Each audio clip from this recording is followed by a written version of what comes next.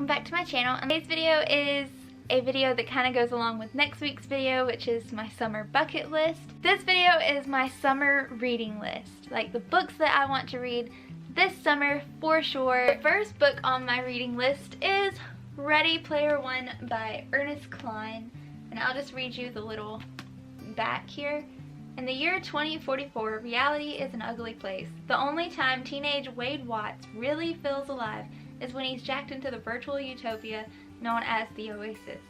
Wade's devoted his life to studying the puzzles hidden within the world's digital confines, puzzles that are based on their creator's obsession with pop culture of decades past, and that promise massive power and fortune to whoever can unlock them. But when Wade stumbles upon the first clue, he finds himself beset by players willing to kill to take over this ultimate prize. The race is on, and if Wade's going to survive, he'll have to win and confront the real world he's always been so desperate to escape. A funny story. Today is Tuesday, and on Friday I started this book.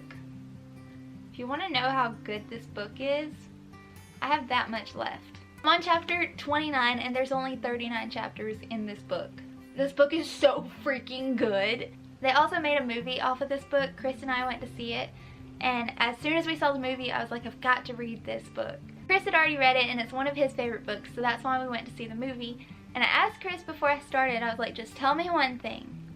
Is the book anything like the movie? And he was like, yeah. No. Anybody who's read this book and also seen the movie will understand like the differences. Still, the book is incredible and the movie is incredible as well. Without the movie, I probably would have never picked up this book.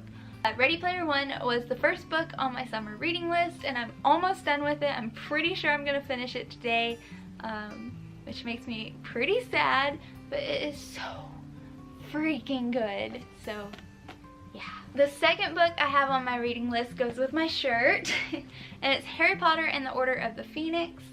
I'm just going to kind of pick up in the middle of the series because I vividly remember reading every book up to this one. But this book and the movie, The Order of the Phoenix, was never my favorite. It's a pretty hefty book, but if you're a Harry Potter fan like me, then you'll know it's pretty easy to get through these books, these novels. But I'll just read the back of this, just like I did for Ready Player One. There's a door at the end of a silent corridor, and it's haunting Harry Potter's dreams. Why else would he be waking in the middle of the night screaming in terror? Harry has a lot on his mind for this.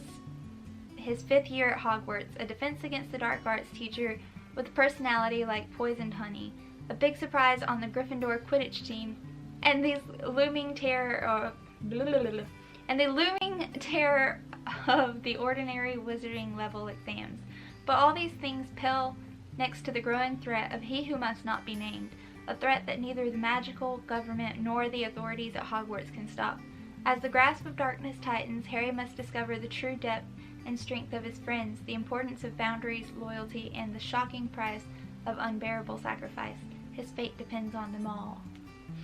The next book here is from the Fallen series.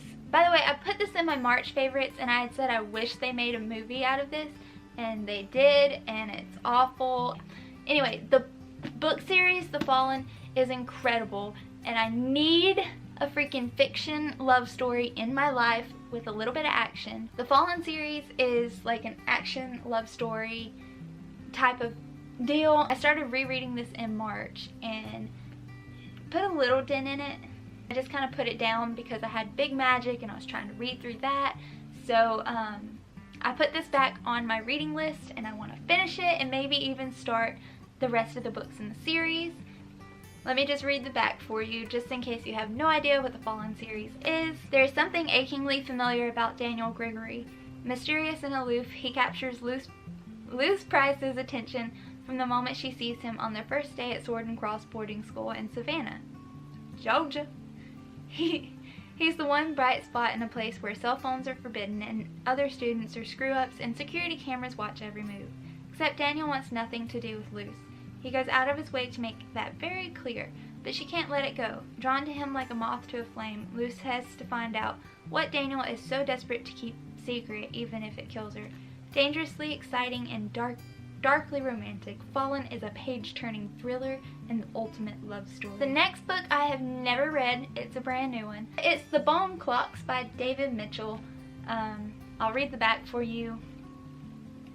Following a fight with her mother about her boyfriend, 15-year-old Holly Sykes slams the door on her family and her old life. But Holly is no typical teenage runaway. A sensitive child once contacted by voices she knew only as the radio people, Holly has caught the attention of a cable of dangerous mystics and their enemies. But her lost weekend is merely the prelude to a shocking disappearance that leaves her family scared. This unsolved mystery will echo through every decade of Holly's life, affecting all of the people she loves, even the ones who are not yet born. A Cambridge scholar, an Iraq war reporter, a middle-aged writer, exiled from the bestseller list, all have a part to play in this surreal,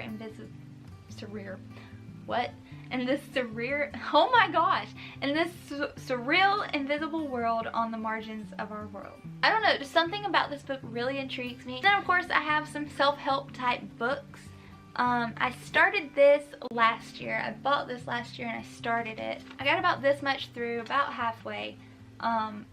But my mind was just somewhere else. I was trying to just read this to get away from reality for a little bit. I plan to restart this book. It's called #GirlBoss by Sophia Amoruso, and she is the founder of Nasty Gal Clothing Company. She is one of my inspiration people. Like, I follow her on all her social medias, and I really love this lady. She's amazing, and I just want to give her the props that she deserves and actually finish this book. So the last book that I have for my summer reading list, like I said, I just got done with Big Magic by Elizabeth Gilbert, and it was so good, and I love the way Liz Gilbert writes. It's just like you're reading your best friend's notes in high school. Like, that's just how it feels. So of course I am going for the classic Eat, Pray, Love, and let me just read you the back here. In her early 30s, Elizabeth Gilbert had everything a modern American woman was supposed to want. Husband, country home, successful career, but instead of feeling happy and fulfilled, she was consumed by panic and confusion. This wise and rapturous book is the story of how she left behind all these outward marks of success and set out to explore 3 different aspects of her nature. Against the backdrop of 3 different cultures, pleasures in Italy, devotion in India, and on the Indonesian island of Bali, a balance between worldly enjoyment and divine transcendence. For more than a decade, Eat, Pray, Love has touched the world and changed countless lives, inspiring and empowering millions of readers to search for their own best selves. That is exactly what Big Magic did for me. It inspired me to look inside myself, look inside my creative mind, look inside my creativity. Book review will be on my blog. I really love the way that Liz Gilbert writes, and I want to read this book, okay? Basically. There we have it. There is my summer reading list for 2018. Let me know in the comments down below what you plan on reading this summer. And if you like this video, be sure to give it a big thumbs up. If you haven't already, you should totally hit that big red subscribe button down below and subscribe to my channel. I will see you guys in my next video. Bye! I was not ready to falling like I'm wasted.